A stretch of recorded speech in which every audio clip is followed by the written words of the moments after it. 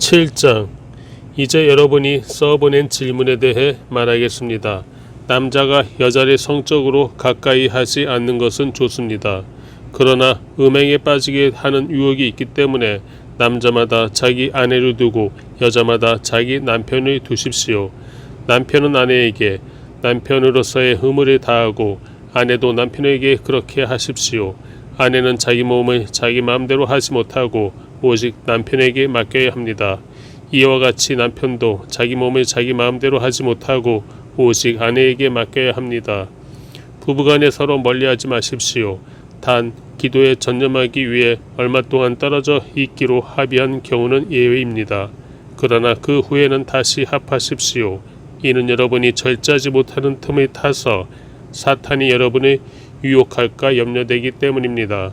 지금 내가 하는 이 말은 권면이지 명령은 아닙니다.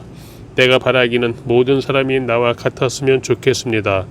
그러나 사람마다 하나님께 받은 은사가 달라 이런 사람도 있고 저런 사람도 있습니다. 내가 결혼하지 않은 사람들과 과부들에게는 나처럼 그냥 혼자 지내는 것이 좋겠다고 말하고 싶습니다. 그러나 만일 절제할 수 없다면 결혼하십시오. 정욕으로 불타는 것보다 결혼하는 것이 낫습니다. 결혼한 사람들에게 명령합니다. 이것은 내 명령이 아니라 주의 명령입니다. 아내는 남편과 갈라서지 마십시오. 만일 갈라섰거든 재혼하지 말고 혼자 지내든지 그러지 않으려면 남편과 화해하십시오. 남편도 아내를 버리지 마십시오. 내가 나머지 사람들에게 말합니다. 이것은 내 말이지 주의 말씀은 아닙니다. 만일 어떤 형제에게 믿지 않는 아내가 있는데 그녀가 계속 그와 함께 살고 싶어 한다면 그녀를 버리지 마십시오. 또 어떤 자매에게 믿지 않는 남편이 있는데 그가 계속 그녀와 함께 살고 싶어 한다면 그를 버리지 마십시오. 믿지 않는 남편이 그 아내를 통해 거룩해지고 믿지 않는 아내가 그 남편을 통해 거룩해집니다. 그렇지 않다면 여러분의 자녀들도 깨끗하지 못할 것이나 이제 그들은 거룩합니다. 그러나 만일 믿지 않는 사람이 헤어지자고 한다면 그렇게 하게 하십시오. 이런 경우에는 형제나 자매나 얽매일 필요가 없습니다. 하나님께서는 여러분이 평화롭게 살도록 부르셨습니다. 아내여, 당신이 남편을 구원하려는지 어떻게 알겠습니까? 남편이여, 당신이 아내를 구원하려는지 어떻게 알겠습니까? 오직 주께서 나눠주신 은사대로 또 하나님께서 부르신 대로 살아가십시오. 내가 모든 교회에 이 같은 원칙을 제시합니다. 할례를 받은 상태에서 부르심을 받은 사람이 있습니까? 할례의 흔적을 지어 할례를 받지 않는 사람이 되려고 하지 마십시오. 할례를 받지 않은 상태에서 부르심을 받은 사람이 있습니까? 일부러 할례를 받으려고 하지 마십시오. 할례를 받았든지 안 받았든지 그것은 문제가 아닙니다. 오직 하나님의 계명을 지키는 것이 중요합니다. 각 사람은 부르심을 받은 때의 상태 그대로 머무르십시오. 당신이 종으로 있을 때 부르심을 받았습니까? 걱정하지 마십시오. 그러나 자유를 얻을 수 있는 기회가 있다면 그것을 이용하십시오. 주 안에서 부르심을 받은 사람은 종이라도 주께 속한 자유인입니다. 마찬가지로 자유인으로서 부르심을 받은 사람은 그리스도의 종입니다. 여러분은 하나님께서 값을 치르고 사신 사람들입니다. 그러니 사람의 종이 되지 마십시오. 형제 자매들이여, 각각 부르심을 받은 그대로 하나님과 함께 거하십시오. 결혼하지 않은 사람들에 대해서는 내가 주께 받은 명령이 없으나 주의 자비하심을 힘입은 사람으로서 여러분에게 믿을 만한 의견을 제시합니다. 나는 곧 닥쳐올 환난을 생각한다면 사람이 그냥 지내는 것이 좋다고 봅니다. 당신이 아내에게 배웠으면 헤어지려고 하지 마십시오. 당신이 아내에게서 놓였으면 새로 아내를 얻으려고 하지 마십시오. 그러나 당신이 결혼하더라도 죄를 짓는 것은 아닙니다. 또 처녀가 결혼하더라도 죄를 짓는 것은 아닙니다. 그러나 이런 사람들은 육신의 고난을 당하게 될 것이므로 내가 여러분을 아끼는 마음에서 이런 말을 하는 것입니다. 형제 자매들이여, 내가 말하고 싶은 것은 이것입니다. 때가 얼마 남지 않았으니 이제부터 안에 있는 사람들은 없는 사람처럼 하고 슬픈 사람들은 슬프지 않은 사람처럼 하고 기뻐하는 사람들은 기쁘지 않은 사람처럼 하고 물건을 사는 사람들은 그것을 가지지 않은 사람처럼 하고 세상의 것을 사용하는 사람들은 다 사용하지 못하는 것처럼 하십시오. 이 세상의 모습은 사라져가고 있기 때문입니다. 나는 여러분이 걱정 없이 살기를 바랍니다. 결혼하지 않은 남자는 어떻게 하면 주님이 기쁘시게 할까 하고 주의 일에 마음을 씁니다. 그러나 결혼한 남자는 어떻게 하면 자기 아내를 기쁘게 할까 하고 세상 일이 걱정함으로 마음이 나뉩니다. 남편이 없는 여자나 처녀는 주의 일을 걱정해 몸과 영을 다 거룩하게 하나 결혼한 여자는 어떻게 하면 남편을 기쁘게 할까 해 세상 일이 걱정합니다. 내가 이것을 말하는 것은 여러분의 유익을 위한 것이지 여러분을 제한하려는 것이 아닙니다. 오히려 나는 여러분이 이치에 맞게 마음에 혼돈 없이 오직 주만 섬기도록 하려는 것입니다. 그러나 누가 만일 자기의 처녀딸을 시집 보내지 않는 것이 이치에 맞지 않는다고 생각한다면 그리고 더구나 혼기도 지나고 마땅히 그렇게 해야 한다고 생각한다면 원하는 대로 하십시오. 이것은 죄를 짓는 것이 아니므로 그들이 결혼하게 하십시오. 그러나 그가 마음을 확고하게 정하고 부득이한 일도 없고 또 자기 뜻대로 할 권리가 있어서 자기의 처녀딸을 그대로 두기로 마음에 작정했다면 그는 잘하는 것입니다. 그러므로 자기의 처녀딸을 시집 보내는 사람도 잘하는 것이지만 시집 보내지 않는 사람은 더 잘하는 것입니다. 아내는 남편이 살아있는 동안 남편에게 매여 있습니다. 그러나 남편이 죽으면 자기의 뜻대로 결혼할 자유가 있습니다. 단 주 안에서만 그렇게 해야 합니다. 그러나 내 판단으로는 그녀가 그냥 지내는 것이 더 행복하다고 봅니다. 나에게도 하나님의 영이 계시다고 생각합니다. 8장 이제 우상에게 바쳐진 제물에 대해 말하겠습니다. 우리는 우리 모두가 지식이 있는 줄로 압니다. 그러나 지식은 사람을 교만하게 하고 사랑은 모두를 이롭게 합니다. 만일 누가 무엇을 안다고 자만하면 그는 아직도 마땅히 알아야 할 것을 알지 못하는 사람입니다. 그러나 하나님을 사랑하는 사람은 하나님께서 그를 알아주십니다. 그러므로 우상에게 바쳐진 제물이 먹는 일에 대해 말하자면 세상에 있는 우상은 아무것도 아니며 신은 하나님 한 분밖에 계시지 않는 것을 우리가 알고 있습니다. 비록 하늘이나 땅 위에서 신이라 불리는 것들이 있어 많은 신들과 많은 주들이 있으나 우리에게는 오직 한 하나님 곧 아버지가 계실 뿐입니다. 만물이 그분으로부터 왔고 우리도 그분을 위해 있습니다. 또 한 분이신 주 예수 그리스도가 계시니 만물이 그분으로 인해 존재하고 우리도 그분으로 인해 살아갑니다. 그러나 모든 사람에게 지식이 있는 것은 아닙니다. 어떤 이들은 지금까지도 우상 숭배하는 습관에 젖어 있어서 우상에게 바쳐진 제물을 먹을 때 정말 우상의 것이라고 생각하고 먹으므로 그들의 양심이 약해지고 더러워집니다. 그러나 음식이 우리를 하나님 앞에 내세워 주지 못합니다. 우리가 먹지 않는다 해도 해로울 것이 없고 먹는다 해도 이로울 것이 없습니다. 그러므로 여러분의 이 자유가 연약한 사람들에게 걸림돌이 되지 않도록 조심하십시오.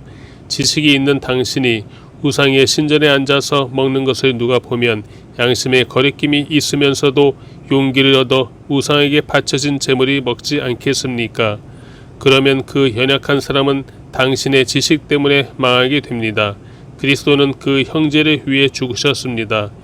이와 같이 여러분이 형제들에게 죄를 지어 그 약한 양심에 상처를 주는 것은 그리스도께 죄를 짓는 일입니다.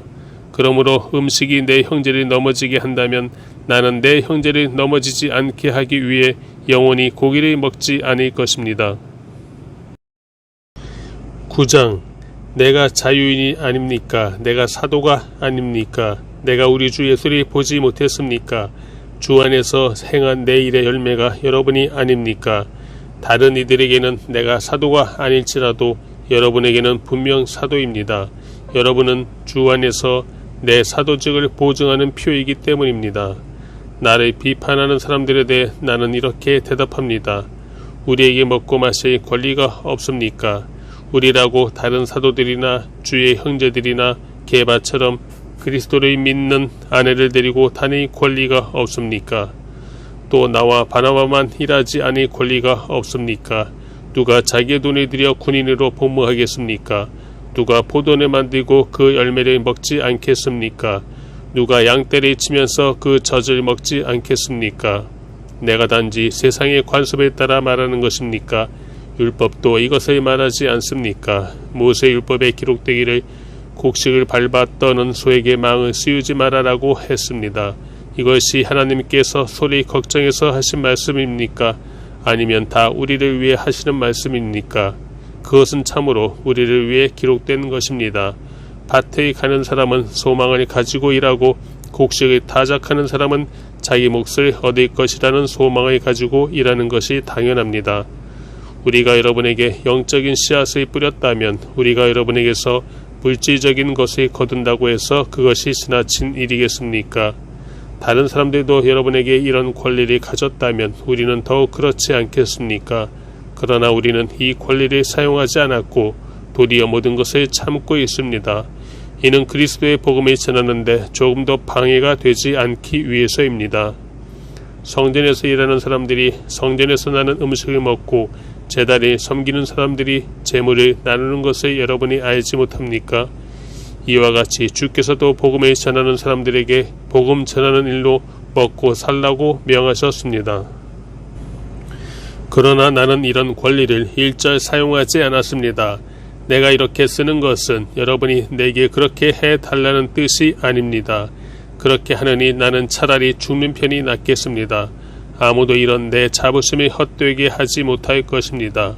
그러나 내가 복음을 전하는 것은 내게는 자랑할 것이 아닙니다. 그것은 내가 꼭 해야 할 일이기 때문입니다.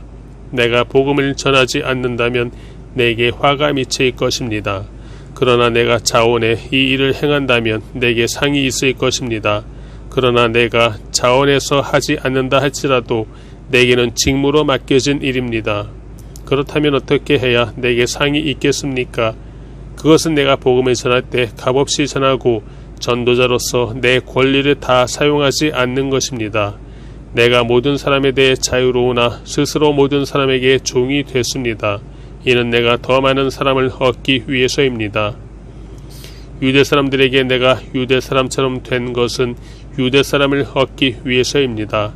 나 자신이 율법 아래 있지 않지만 율법 아래 있는 사람들에게 내가 율법 아래 있는 사람처럼 된 것은 그들을 얻기 위해서입니다. 내가 그리스도의 율법 아래 있기 때문에 하나님의 율법을 떠난 사람이 아니지만 율법 없는 사람들에게 율법 없는 사람처럼 된 것은 그들을 얻기 위해서입니다. 연약한 사람들에게 내가 연약한 사람처럼 된 것은 연약한 사람들을 얻기 위해서입니다. 내가 여러 사람에게 여러 모양이 된 것은 어떻게든지 몇 사람이라도 더 구원하기 위함입니다. 내가 복음을 위해 이 모든 일을 하고 있습니다. 그것은 내가 복음이 주는 복에 참여하기 위함입니다. 경기장에서 경주자들이 모두 힘껏 달리지만 상을 받는 사람은 오직 한 사람뿐인 것을 여러분이 알지 못합니까?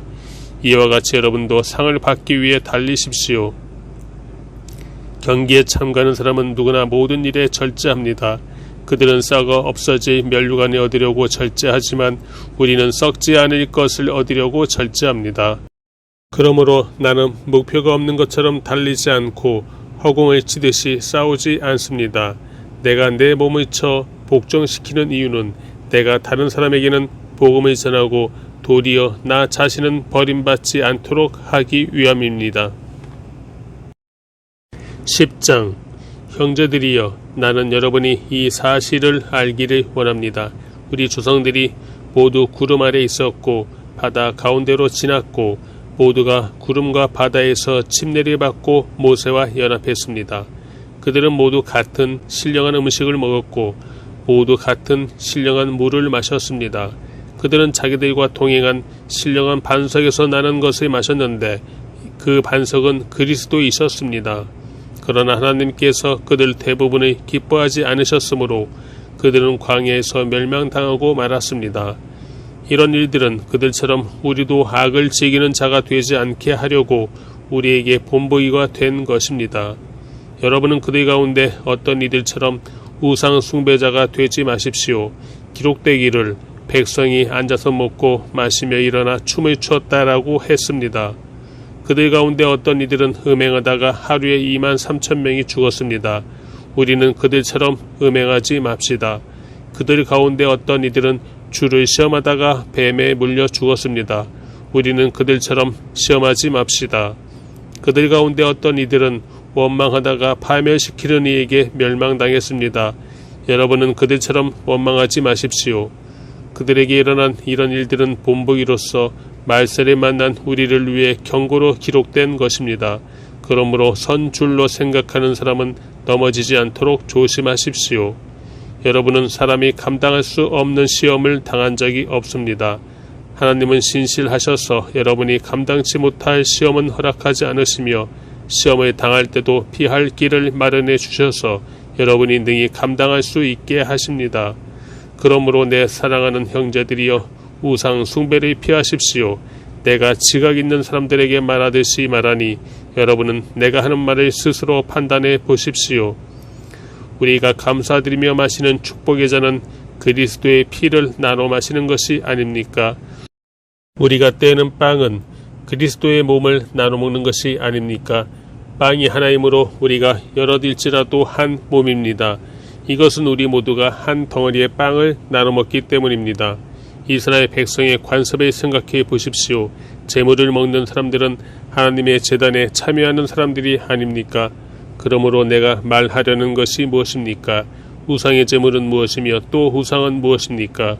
다만 제물로 바치는 것은 귀신에게 바치는 것이지 하나님께 바치는 것이 아닙니다. 나는 여러분이 귀신들과 교제하는 사람들이 되기를 원치 않습니다. 여러분은 주의 잔과 귀신의 잔을 동시에 마실 수 없고 주의 식탁과 귀신의 식탁에 동시에 참여할 수 없습니다. 우리가 주를 분노하시게 하겠습니까? 우리가 그분보다 더 강합니까? 모든 것이 허용되나 모든 것이 유익한 것은 아닙니다. 모든 것이 허용되나 모든 것이 덕을 세우는 것은 아닙니다. 누구든 자기 유익을 구하지 말고 남의 유익을 구하십시오. 시장에서 파는 것은 어떤 것이든 양심의 거리낌이 생기지 않도록 묻지 말고 드십시오. 이는 땅과 거기에 충만한 것이 다 주의 것이기 때문입니다. 많이 믿지 않는 사람들 가운데 어떤 사람이 여러분이 초대했는데 여러분이 가기를 원한다면 여러분 앞에 차려진 것은 무엇이든지 양심의 거리낌이 생기지 않도록 묻지 말고 드십시오. 그러나 만일 누가 여러분에게 이것은 우상에게 바쳐진 제물입니다 라고 한다면 말해준 사람과 양심을 위해서 먹지 마십시오. 내가 지금 말하는 양심은 당신 자신의 양심이 아니라 다른 사람의 양심입니다. 왜 내 자유가 남의 양심에 의해 판단이 받아야 합니까? 내가 감사하는 마음으로 식사에 참여한다면 왜 감사하는 것으로 인해 내가 비난을 받아야 합니까? 라고 반문할지도 모르겠습니다. 그러나 여러분은 먹든지 마시든지 무엇을 행하든지 모든 것을 하나님의 영광을 위해 하십시오. 여러분은 유대 사람에게든지 그리스 사람에게든지 하나님의 교회에든지 걸려 넘어지게 하는 사람이 되지 마십시오. 나도 모든 일에 모두를 기쁘게 하며 자신의 유익을 구하지 않고 많은 사람의 유익을 구합니다. 이는 그들이 구원을 받게 하려는 것입니다. 11장 내가 그리스도를 본받는 것처럼 여러분은 나를 본받는 사람들이 되십시오.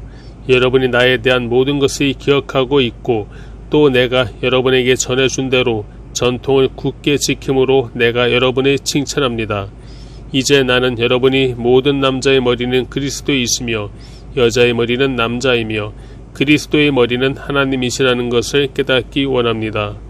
누구든지 남자가 머리에 무엇을 쓰고 기도하거나 예언하는 것은 자기 머리를 부끄럽게 하는 것입니다. 또한 누구든지 여자가 머리에 무엇을 쓰지 않고 기도하거나 예언하는 것은 자기 머리를 부끄럽게 하는 것입니다.